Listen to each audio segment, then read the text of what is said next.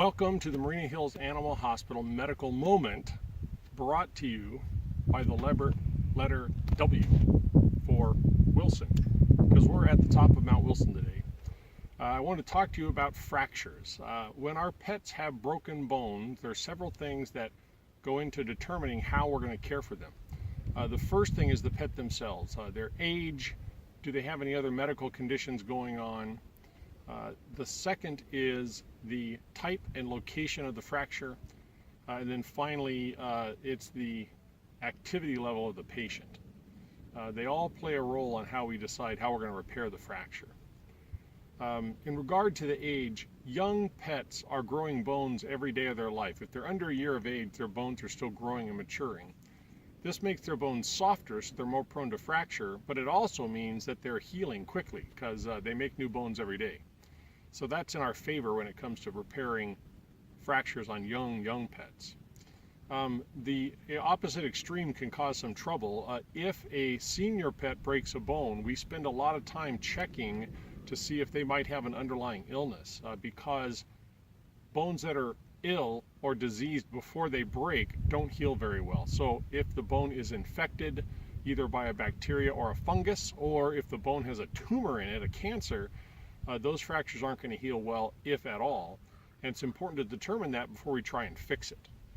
Finally, we do check out the metabolic condition of pets, because sometimes they have an imbalance in their calcium metabolism that can affect their bones, and we want to make sure that's normal and corrected before we try and expect the bones to heal. The basic premise when we're healing bones, we know that bones heal when little tiny baby cells crawl across the gap between the fractured pieces. These little tiny microscopic cells are very soft and easily killed by motion. So the key to getting a fracture to heal is to immobilize the two pieces of the broken bone so they don't wiggle. And the way to achieve that is to immobilize the joint above and below the fracture.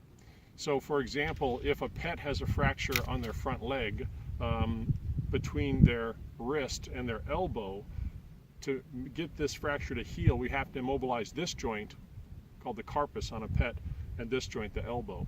So if we were going to use a splint or a cast, it would have to extend from the toes halfway up their upper arm past their elbow.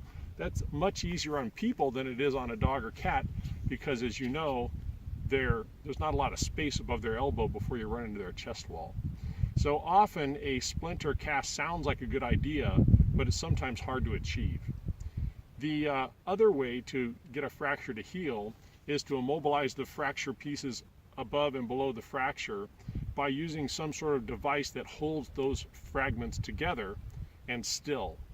There are different ways of doing that. There's what's called an external KE device, named after some doctors, Kirschner and Emer. The KE device actually uses pins that go into the bone below the fracture and above, and then they're connected up on the outside and held still that way.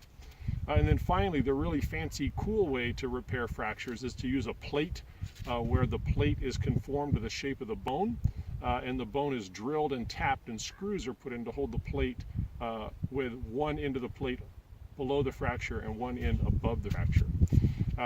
We at Marina Hills, we have the technology and ability to use some of these techniques, certainly splints and casts.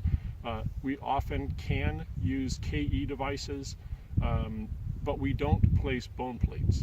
There's a level of expertise and equipment that's required, and so when a patient requires that kind of fracture repair, we're glad to send them down to the orthopedic specialist. Fortunately, in South Orange County, we have quite a few excellent specialty referral hospitals to choose from. So that's my report on fractured bones.